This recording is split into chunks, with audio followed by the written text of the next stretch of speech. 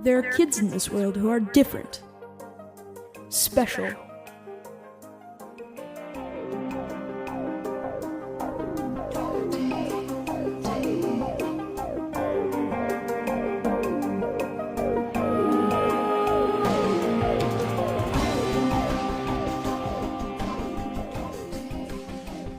In this episode, I'll be breaking down the 24th episode of 6 Minute Season 4, piece by piece.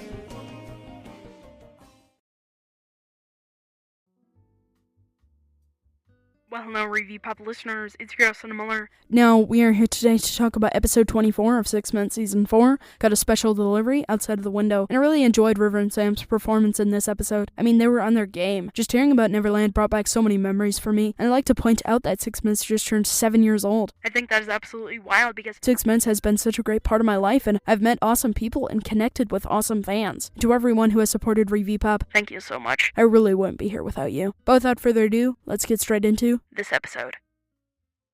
Maybe we're just starting to win them over? Uh-huh. Cybot, do us a favor. Toddle up those steps and see what's going on. I can't wait until I no longer have to be your spy. Oh man, I love Cybot, and the sound design of the stairs is great. Whenever you hear carpet sounds like that, I can visualize the room so well. And the fact that Holiday's having Cybot spy on River and Sam shows that she is trying to look out for them. Initially, spying seems bad, but in the grand scheme of things, Holiday's actually preventing them from doing something that they will later regret. I also love the music cue that we've heard several times this season. It's a manifestation and representation of the humor and fun scenes of 6 Minutes. You called that Adam guy and told him we wanted to go to the island. Neverland. I did. Tell me you were joking. Nope. But you didn't even run it by me. You know, this is the first time this season that we've heard Sam express her frustrations to River. As I said before, Sam has always put her trust and faith into River, regardless of how good his plans were. But now it might be more difficult for Sam to trust River, knowing that he might make decisions about them behind her back. It seems like River is always thinking about the here and now, whereas Sam is always thinking about the future. Sam understands that the Anders have, been there for them, just through so much, and, she knows that they'll feel abandoned. Adam said he'd send us something and have it wait outside my window. Outside your window? On the second floor? Let's see. Whoa! Whoa! A hoverboard.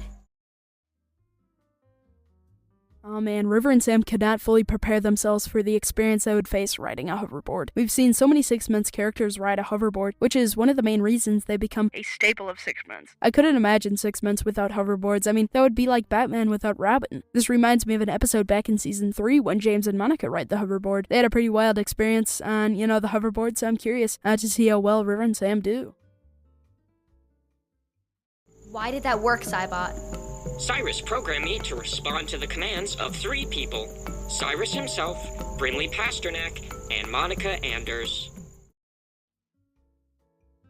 See, that's interesting because Cybot also responds to the commands of Holiday. So maybe Cybot adapts and learns to trust other people through time. Either way, this puts the Anders at a huge disadvantage because they've been relying on Cybot to ensure that, River and Sam stay out of trouble. If they take Cybot with them to Neverland, there is, no way for Cybot to report back to them. Though I wonder if Cybot, is left back at the house, maybe Holiday could somehow access his memory bank and find out, where River and Sam are going. I'm still the majority shareholder of Whittier Corp. I'd like us to get to know each other. Sure. Why not? How's tomorrow afternoon? Perfect. I'll have Ivan sort out the details with you. Looking forward to it. Great callback to Birdie's role at Whittier Corp because we haven't heard about it in a while. I think if Birdie's somehow able to return to her role at Whittier Corp, she'll have the necessary resources required to bring her parents back. I'd also imagine that her shares in Whittier Corp have been the thing that's allowed her to provide for her family while her parents are absent. I also realize that this answers my question. I've been wondering for a while, when would the Anders, finally meet the CEO of Whittier Corp, and it's finally happening. Adam has strongly avoided discussing the new CEO, and for good reason. And double a cam. Make myself blend into the walls so I can sneak into the room. She can blend. Then I'll do my adorable Birdie shtick, talk the CEO's ear off so that Holiday has enough time to snatch the time phone. Great cliffhanger there, and it's interesting because we know from season 2 that Holiday can adapt to any ability. This would usually come in handy, but this is Jude we're dealing with. As we already know, Jude is always 2 steps ahead. He's told hundreds of lies, and the only other person who knows his true identity is Ivan. The listening device has never been as useful as now. Most people wouldn't think to check if there's a listening bug in their home. Of course, the Anders have faced some very strange situations, but nobody's ever planted a bug on them. Ivan, how quickly can R&D make a mock-up of this time phone? If it's just a facsimile, the 3D printer can create a copy before I'm even done with this sentence.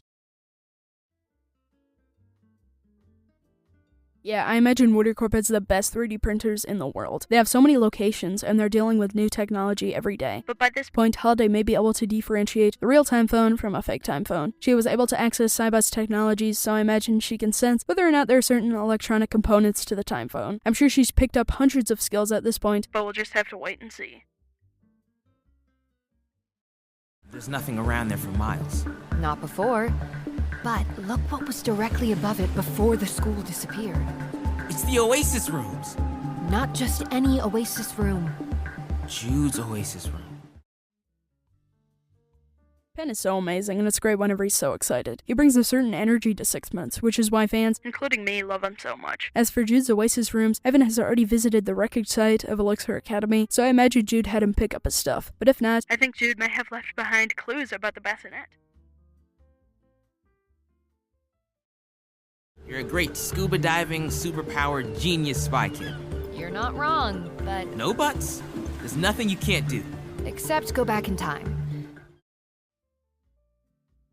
A major ship is developing right now. I can totally see that Penn is into Casey, which I totally support. Penn started off as a shy kid, but he's grown into a strong young man. I think the reason that fans want a Casey ship is because, things never worked out with her and Cyrus, but now is an opportunity to do right by Casey. As the actor said, Penn is a little corny, but he really does care about his friends, especially Casey. I think they will be there for one another regardless of the circumstances, because as we know, Casey never gives up on a friend.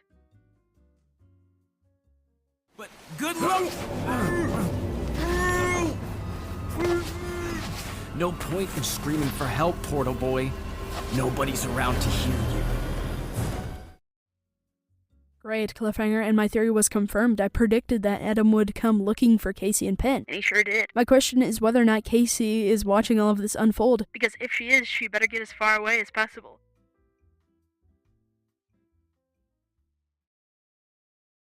Until next time, this is Landon saying, peace, love, and time travel.